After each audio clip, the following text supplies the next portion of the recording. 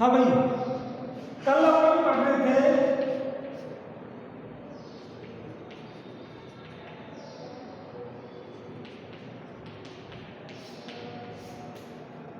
ख्याति का मूल्यांकन, और ख्याति के मूल्यांकन में मैंने आपको औसत लाभ बता दिया था, अधिलाभ बता दिया था, और औसत लाभ और अधिलाभों के आधार पर वर्षों के क्रय के आधार पर, यानी उसमें जिसमें अपन गुणात्मक करते हैं, दुगुना तिगुना, औसत लाभों के दुगुना, ढाई गुना, 3 गुना, अधिलाभों के दुगुना तिगुना। दूसरी विधि है इसमें पूंजीकरण विधि।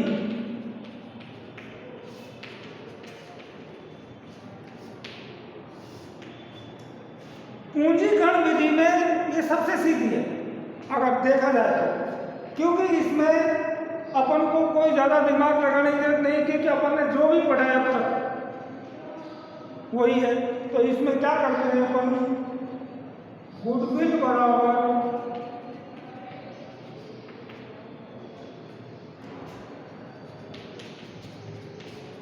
औसत लाभ इंटू 100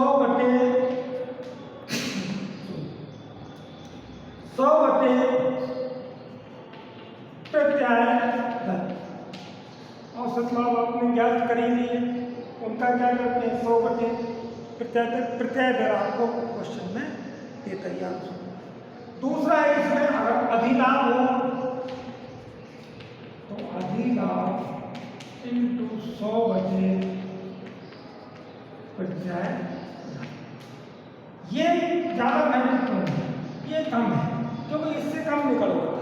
क्यों, इसमें सभी चीजें आ जाती हैं। सबसे पहले आप क्या निकालोगे, अधिलाभ। अधिलाभ के लिए आपको क्या चाहिए, औसत लाभ, सामान्य लाभ, विनियोजित पूंजी, सभी चीजें चाहिए। तो अधिलाभ के आधार पर सबसे ज्यादा निकलवाता है। तो अधिलाभ इंटू 100 प्रत्याय धन, वो आपकी विधि में आ जाती है। ये दूसरी विधि। अब है तीसरी विधि,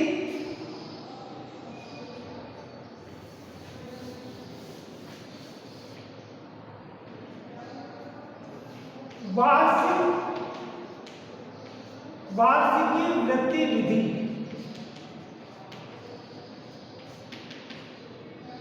इस विधि में क्या होता है, आपको एक मूल्य दिया जाता है, यानी इसमें 1 रुपये का मूल्य, प्रेजेंट वैल्यू, जिसको अपन बोलते हैं पीवी,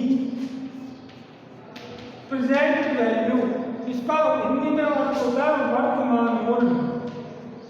और ये वर्तमान मूल्य आपको दिया जाता है। जैसे 1 रुपये का मूल्य आज वर्तमान में 1 रुपये का मूल्य 3 साल बाद उसका मूल्य क्या होगा, 1.6534, जो भी निकलता है वो उसका एक फॉर्मूला है। लेकिन अपन को फॉर्मूले में पढ़ने की जरूरत नहीं है, अपन डायरेक्ट फिर भी फॉर्मूला बता दूंगा उसको, ठीक है।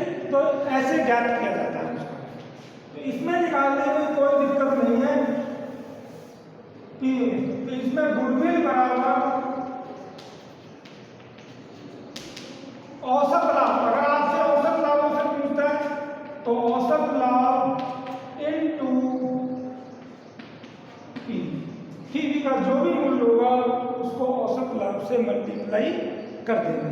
और यदि अधिलाभों से पूछता है तो गुडविल बराबर अधिलाभ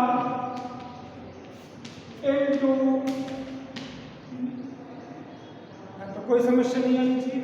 अधिलाभ है तो अधिलाभों से, औसत लाभ है तो यह आपका मूल्य दे रहा है। लेकिन फिर भी यदि आपके नहीं देता है तो शायद आपकी बुक में दे रखा होगा ही फॉर्मूला इसका। और फॉर्मूला इसका बड़ा थोड़ा टेढ़ा सा है। पीवी बराबर 1 minus R/100 N upon R/100।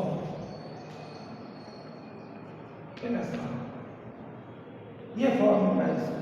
तो इसमें थोड़े चक्कर पड़ जाओगे, इसलिए इसको मैं कोई क्वेश्चन बताऊंगा जब बता दूंगा, ठीक है। तो तुम इसके चक्कर, क्योंकि पीवी रेट देता है, सामान्यतः देता है वो, 1 रुपये का मूल्य होगा, जो भी मूल्य उसको अपन मल्टीप्लाई कर देंगे। ये अपनी तीसरी विधि थी। ये 3 विधि महत्वपूर्ण है। इसके अतिरिक्त आपके दो विधि और होती हैं, एक होती है क्रय प्रतिफल के आधार पर और एक होती है छिपी हुई ख्याति, जिसको बोलते हैं हिडन गुडविल। तो मैं आपको दोनों बता देता हूँ।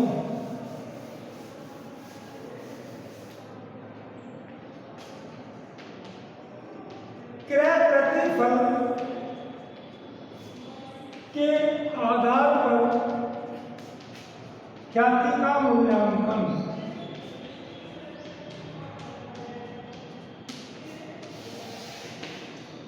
हम किसी वस्तु जो खरीदते हैं उसका अगर हम ज्यादा मूल्य दियाते हैं तो इसका मतलब हमने उसको ज्यादा मूल्य क्यों दिया है?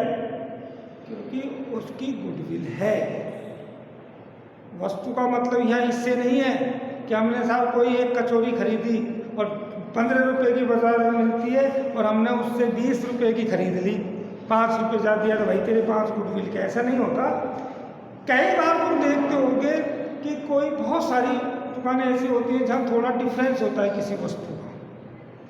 एग्जाम्पल ले देते हैं अपन, एक तो आप कचौरी खाओ किसी भी सामान दुकान में और एक रावत वाले के खाओ तो रावत वाले का आपको डायरेक्टली 50 रुपये की मिलेगी।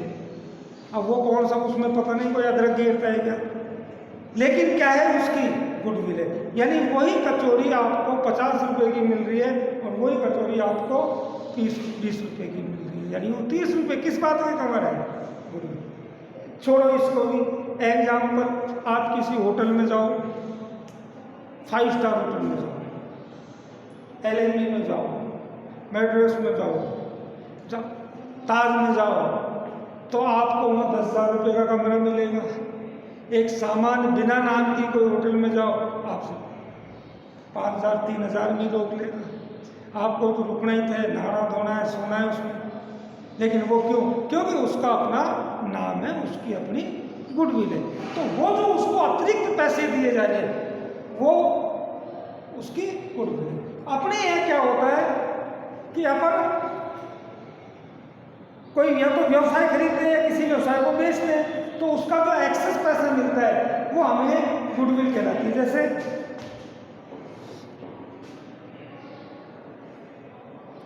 क्रय प्रतिफल विधि, तो इसमें गुडविल बराबर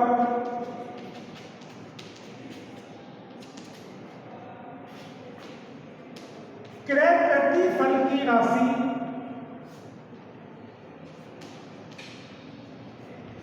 माइनस शुद्ध संपत्तियों का मूल्य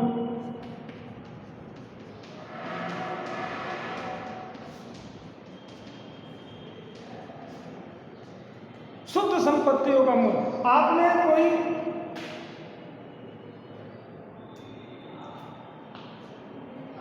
एक व्यवसाय खरीदा, चालू व्यवसाय, और चालू व्यवसाय की कुल संपत्तियां कितनी की थी? 80,000 रुपये की। आपने क्रय प्रतिफल यानी भुगतान कितना किया? 1 लाख। तो आपने 20,000 रुपये ज्यादा किस बात के दिए? गुडविल। ये होती है क्रय प्रतिफल क्या आधार पर ख्याति का मूल्यांकन। यानी ये हमने उसको 20 जो दिए वो गुडविल के दिए हैं। ये महत्वपूर्ण चीज है, ठीक है। इसकी एंट्री भी होती है। एंट्री कैसे होती है इसकी?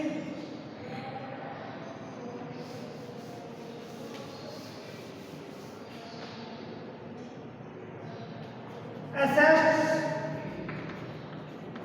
Account debit,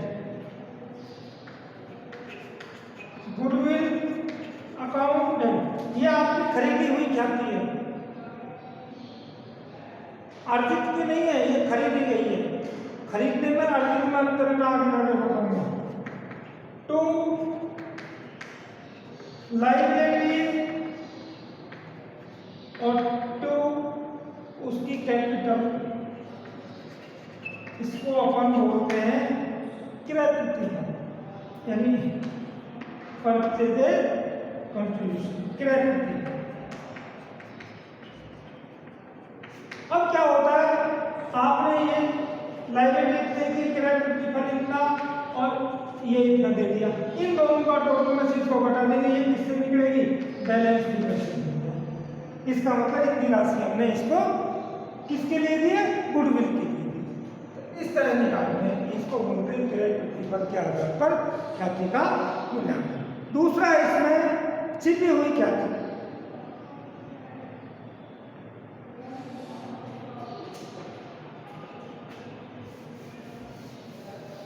hidden goodwill.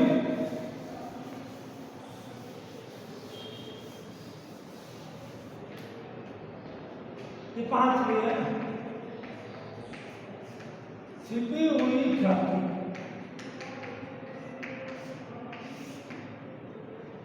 जब अपन पढ़ रहे नए साझेदार का प्रवेश, और जब नया साझेदार प्रवेश करता है तो वो संपत्ति के रूप में कुछ राशि लेके आता है। मैंने तुमको पहले ही बताया था कि वो 2 चीज लेके आएगा, एक तो गुडविल की राशि लेके आएगा और एक पूंजी की राशि लेके आएगा। ये 2 चीज के लिए राशि लेके आता है। तो उसकी जो पूंजी लेके आएगा, कितनी लेके आएगा ये तो अपन निर्धारित करेंगे। तो उस पूंजी के आधार पर अपन को जितनी वो ज्यादा पूंजी दे रहा है, यानी उसकी वास्तविक पूंजी बननी इतनी चाहिए, लेकिन जितनी वो ज्यादा दे रहे हैं वही छिपी हुई ख्याति होती है। इसके लिए देखो एक बहुत सरल तरीका है, गुडविल बराबर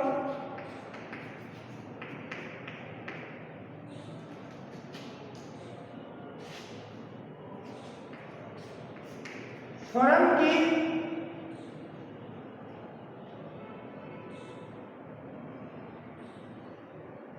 की कुल पूंजी। कौन सी पूंजी, नए साझेदार के आधार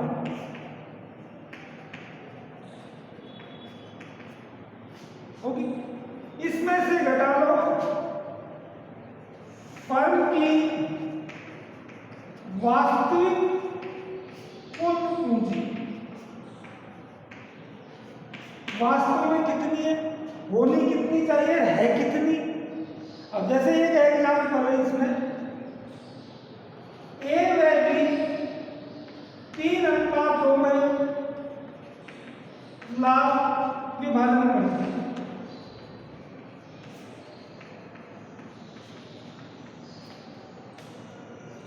सी को 1/5 के लिए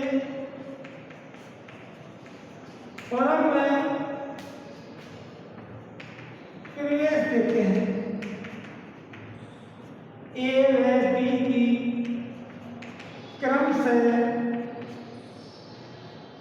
पूंजी निम्न प्रकार है। पूंजी कितनी है, तो ए की कितनी पूंजी है, पहले कितनी थी, इसका मतलब ए की मान लो 50,000 है और बी की 30,000 रुपये है। सी के द्वारा अपने हिस्से की, सी के द्वारा अपने हिस्से की पूंजी नगद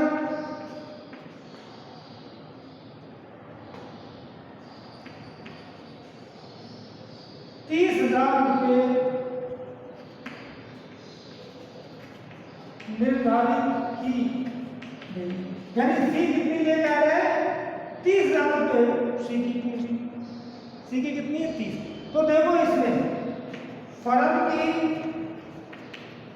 कुल पूंजी, अरे सी की कितनी निर्धारित की है आपने, 30। इसका हिस्सा कितना है, 1/5, तो 5 के हिसाब से फर्म की कुल पूंजी कितनी होनी चाहिए भाई। इसको 1,50,000 में से 1/5 इसका हिस्सा कितना होगा, 30। आपने इससे कितना मंगाया, 30 मंगाया, 30 ही तो मंगाया, किसके लिए, 1/5 के लिए। तो फर्म की कुल पूंजी कितनी होगी, 1,50।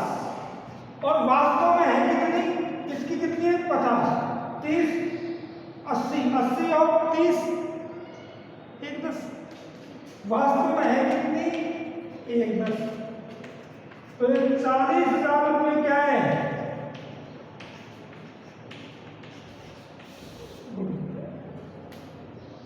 तो इसका एक ही तरीका है कि फर्म की कुल पूंजी और उसमें से फर्म की वास्तविक पूंजी घटा ली जाएगी।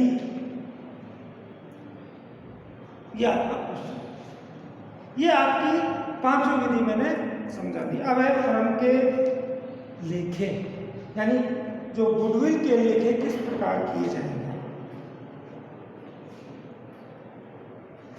मैं आपको इसमें 10 मिनट में बता दूंगा, क्योंकि आगे चलेंगे, अब इतना टाइम थोड़ी है।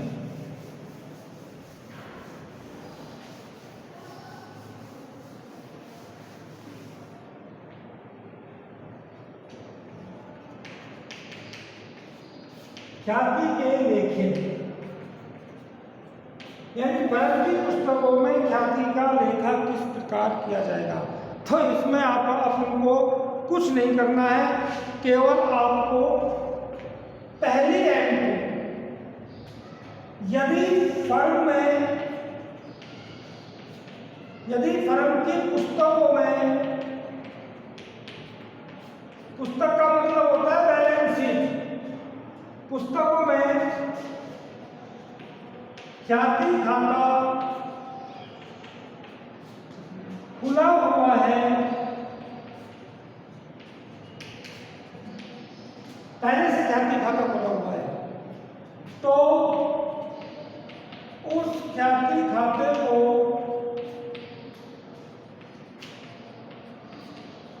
बंद कर दिया जाएगा।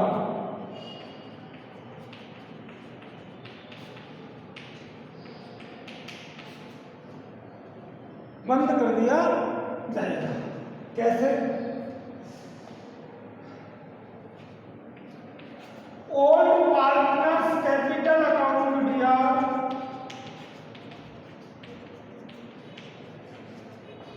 पुराने साझेदारों टू गुडविल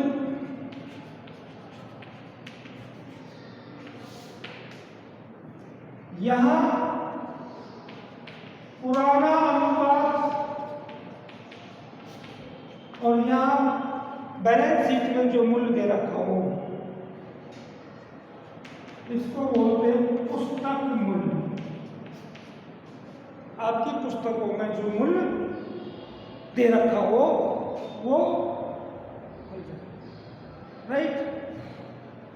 अब इसमें एक चीज नोट, लेखा मानक 10 वह लेखा मानक 26 के अनुसार केवल क्रय की गई ख्याति का लेखा ही किया जाएगा।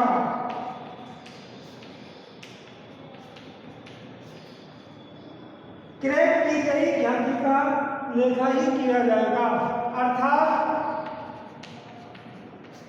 उस ख्याति को ही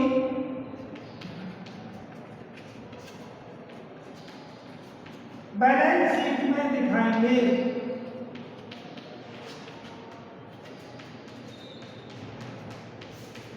ये दोनों नियम ध्यान रखना, लेखा मानक 10 और 26 ये कहता है यदि आपने कोई ख्याति खरीदी है तो ही आप उसको बैलेंस शीट में दिखाओगे, राइट।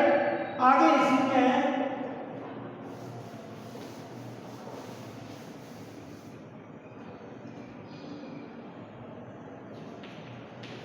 यदि फर्म द्वारा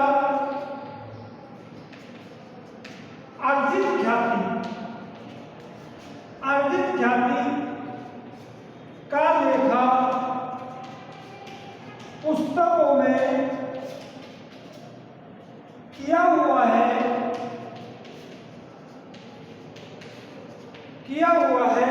यदि आपने पुस्तकों में पहले से ही लेखा कर रखा है, किया हुआ है, तो लेखा मानक 10/26 के आधार पर ख्याति खाता बंद कर दिया जाएगा, बंद कर दिया जाएगा। अब इसकी एंट्री मैंने आपको बताई थी कि आप किसी भी स्थिति में ख्याति का लेखा तो करोगे, लेकिन उस ख्याति को बंद कर दोगे, उस ख्याति खाते को बंद कर दोगे। आप किसी भी स्थिति में पुस्तकों में ख्याति को नहीं दिखाओगे। क्यों? क्योंकि आपने ये ख्याति खरीदी नहीं है, अर्जित की है। अर्जित करने का मतलब है आपने केवल मूल्यांकित किया, मेरी ख्याति इतनी है, हमारी फर्म की ख्याति इतनी है, और आप अपनी ख्याति कितनी लगाओ और उसको बैलेंस शीट में दिखा दो, कौन रोकेगा? इसलिए लेखा मानक और 10/26 कहता है आप किसी भी स्थिति में पुस्तकों में नहीं दिखाओगे गुडविल को। अगर दिखा रखी है तो आप उसको सबसे पहले बंद करो, जैसे मैंने भी बंद करने की एंट्री बताई। पहला काम है ये बंद करना। अब 2-3 चीजें इसमें,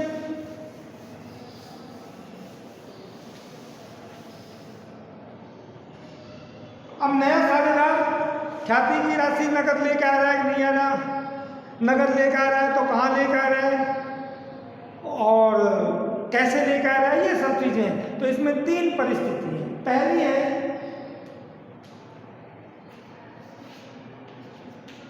यदि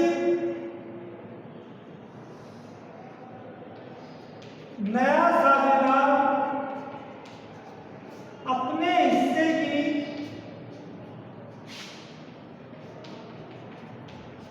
की ख्याति की राशि पुराने साझेदारों को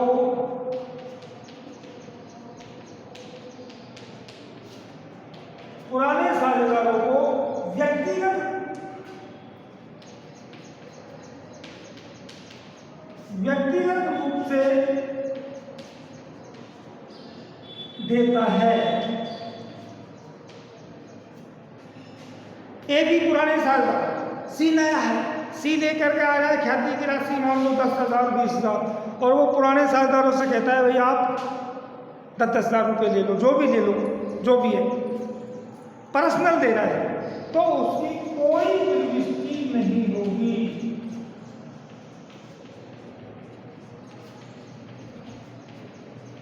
नो एंट्री नहीं करनी है, हमको इसका लेखा नहीं करना है। और क्यों नहीं करना है? क्योंकि हम कार्य किसका कर रहे हैं? फर्म का, साझेदारों का व्यक्तिगत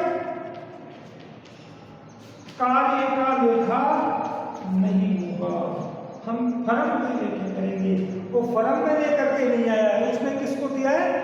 व्यक्तिगत साझेदारों को दिया है, और साझेदारों को जो दिया जाएगा उसका हम लेखा नहीं करेंगे। कोई नया साझेदार फर्म में लेकर के आएगा तो उसका लेखा करेंगे। और वो सेकंड पॉइंट है, उसको कैसे करेंगे ये समझने लायक है। इसमें तो केवल ये ध्यान रखना है कि वो व्यक्तिगत दे रहा है या फर्म को लाकर दे रहा है। अगर फर्म को दे रहा है तो एंट्री करेंगे, और व्यक्तिगत दे रहा है तो हम उसकी एंट्री नहीं करेंगे। ये ध्यान रखने की चीज़ है। और वो फर्म में लाकर देगा, वो कैसे लाकर दे रहा है उसकी अपन कल बताएंगे।